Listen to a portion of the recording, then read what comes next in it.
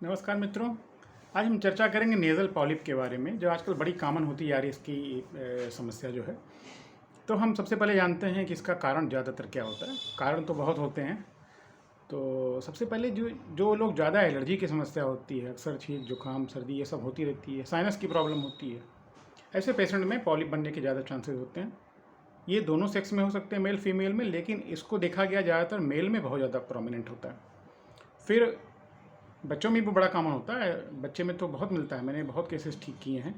अभी हम समझते हैं कि ये सिम्टम क्या होता है nasal polyp. Actually nasal polyp नाक में मांस बढ़ जाता है, ये आराम से टार्च से ही देख सकते हैं। नाक को ऊपर करके और हम टार्च जलाते हैं तो सीधे दिख जाता है। तो ये अमूमन दो तरह के होते हैं। एक होता है इंट्रोकॉनल, जो कि मैक्सिलरी साइनस से बनती है, मैक्सिलरी साइनस से इसकी ओरिजिन होती है। दूसरी होती है एथमॉइडल, जो एथमॉइड साइनस से जो है इसकी ओरिजिन होती है। जो एथमॉइडल वाला है ये ज़्यादातर एडल्ट्स में होते हैं और एलर्जिक कारण होता है ज़्यादातर इनका, ज़्यादातर बाइलेटरल होते हैं, तो ये वाले होते हैं। तो अभी कारण पे किसी भी कारण से हो, होम्योपैथिक में इसका बहुत अच्छा इलाज है और परमानेंट ठीक होता है। इसका ऑपरेशन आप कराएंगे है तो बहुत आसान, आजकल बहुत एडवांस सर्जरी हो गई, लेकिन फिर रिकरेंट के चांसेस बहुत ज़्यादा होते हैं, बार बार होते रहते हैं और आपको ज़िंदगी भर स्टेरॉयड के स्प्रे, स्टेरॉयड की टेबलेट्स खानी पड़ सकती है। होम्योपैथिक में हम लोग बिल्कुल दवा से ठीक कर देते हैं। और एक बार सबसे अच्छी बात यह है कि होम्योपैथी से अगर कोई बीमारी ठीक होती है, ऐसे गांठ है, ट्यूमर है, सिस्ट है, पॉलिप है, तो वो दोबारा नहीं होता। फिर ये बहुत बड़ी बात है अपने आप में कि ये रूट काज ख़त्म कर देता है जो हमारी बॉडी की टेंडेंसी होती है। जैसे स्टोन ही, अगर स्टोन हम रिमूव करते हैं होम्योपैथिक से तो दोबारा कभी नहीं होता। ऑपरेशन कराएंगे बार बार होगा, निकलवाते रहें होता रहेगा, लेकिन होम्योपैथिक ट्रीटमेंट से अगर बीमारियां दूर होती हैं तो परमानेंट होती हैं। तो अभी हम थोड़ा सा इसके बारे में जानते हैं कि सिम्टम क्या होते हैं जो पेशेंट प्रेजेंट करता है, ज़्यादातर हमें लक्षण क्या होते हैं। तो अक्सर सबसे पहला सिम्टम ये होता है कि नाक बहना, जुकाम होना, ये लगातार लगा रहता है।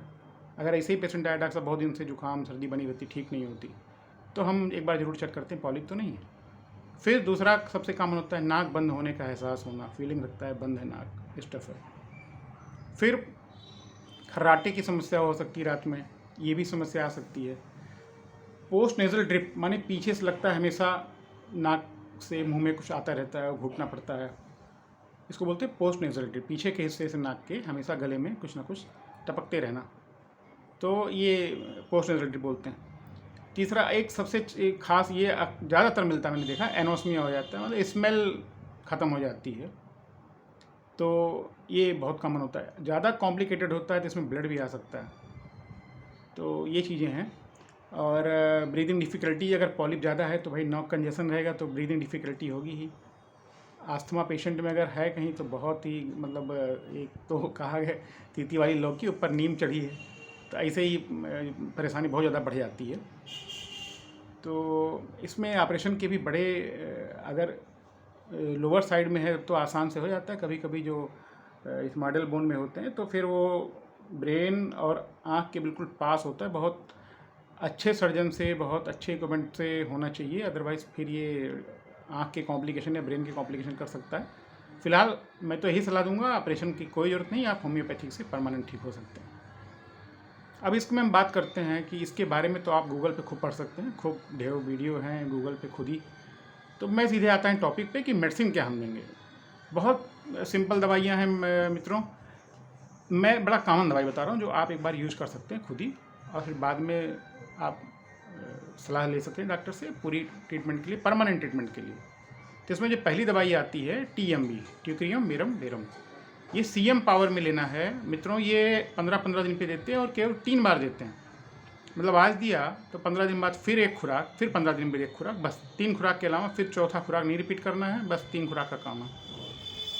दूसरी दवाई इसमें आती है लेमना माइनर 30, ये सुबह दोपहर शाम चलती है लगातार, लेकिन जिस दिन हम TMB देंगे CM पावर की, उसके एक दिन आगे एक दिन पीछे ये नहीं देंगे, बाकी लेमना माइनर 30 लगातार चलता है।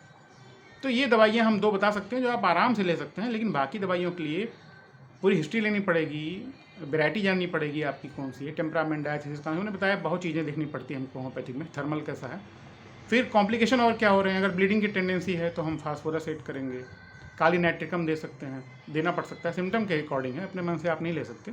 कैलक्रिया फ्लोट दे सकते हैं, थूजा दवाई दे सकते हैं। तो कैलक्रिया फॉस भी है, संगुइनेरिया भी है। तो ये सब मित्रों आप डॉक्टर से सलाह पे ही लें। ये वीडियो बनाने का मकसद ही मेरा है कि आप एक जागरूक बने। बस बात बात पे हम ऑपरेशन के लिए ये सब भागे नहीं। आप थोड़ी बहुत दवाई खुद कर सकें और फिर आप विशेषज्ञ डॉक्टर से मिलकर होम्योपैथिक के जिसका अच्छा रिकॉर्ड हो, जिसने काफ़ी केसेस ठीक किए हों, आप उससे मिलकर पूरा ट्रीटमेंट करवा सकते हैं। बहुत आसान है। और इसमें मैं दो चीज़ें और ऐड करना चाहूँगा। अगर मेडिसिन के साथ साथ अगर आप ये करते हैं दोनों काम, तो और जल्दी सफलता मिलती है और बढ़िया रिजल्ट मिलता है। कि हम जो मरीज़ को बोलते हैं 3 महीना लग जाएगा, कभी कभी बहुत क्रॉनिक है या मल्टीपल हैं, अगर ढेर सारे हैं, जैसे अगर मैक्सिलरी वाले होते हैं तो ये मल्टीपल अक्सर होते हैं, बाईलेटरल होते हैं, दोनों नाक में होते हैं, तो इसमें सबसे अच्छा होता है अगर आप जल नीति सीख लेते हैं। लेकिन मेरी सलाह यही है, यूट्यूब पे या ऐसे ही ना सीखें, किसी आसपास कोई नेचुरोपैथी सेंटर हो तो वहाँ से आप जल नीति सीख सकते हैं। बहुत आसान है। जल नीति में थोड़ा गुनगुना पानी में सेंधा नमक डाल के हल्का सा, और जल नीति अगर आप करते हैं तो मित्रों बहुत अच्छा रिजल्ट है हमारी दवा के साथ। मैं अपनी दवा के साथ लोगों को सलाह देता हूँ कि आप करना चाहो तो जल्दी हो जाएगा। बाकी दवाई तो हमारी अकेले पर्याप्त है, लेकिन चूँकि मैं एक होलिस्टिक डॉक्टर हूँ, मैंने नेचुरोपैथी से भी कोर्स किया है, होम्योपैथिक भी, आयुर्वेद का भी अच्छा खासा मैं पढ़ता रहता हूँ। मेरे बहुत से अच्छे मित्र भी हैं, उनसे भी चर्चा करता रहता हूँ, और तो इसलिए उसकी भी जानकारी ठीक ठाक है।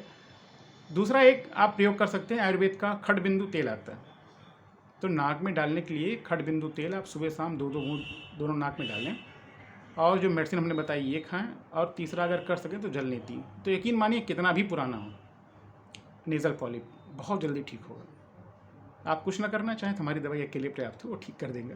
हम पहले ऐसे ही करते थे, लेकिन जब मैंने ये सब पढ़ा, इसके बारे में जाना, तो मैं इसको भी बताने लगा कि भाई पेशेंट को जल्दी से ठीक करना है, हमें बिजनेस बना के नहीं रखना है कि 6 महीने साल भर आप लगाए रहो। तो ये आप कर सकते हैं, इससे बहुत अच्छा फ़ायदा होगा। अगर आपको वीडियो अच्छा लगे लाइक करिए, सब्सक्राइब करिए, शेयर करिए, और अगर कुछ पूछना हो तो कमेंट करिए। ट्रीटमेंट अगर हमसे चाहिए तो इस नंबर पे व्हाट्सअप करिए अपनी डिटेल भेज के, और फिर आगे बात की जाएगी ट्रीटमेंट कैसे होगा। Thank you.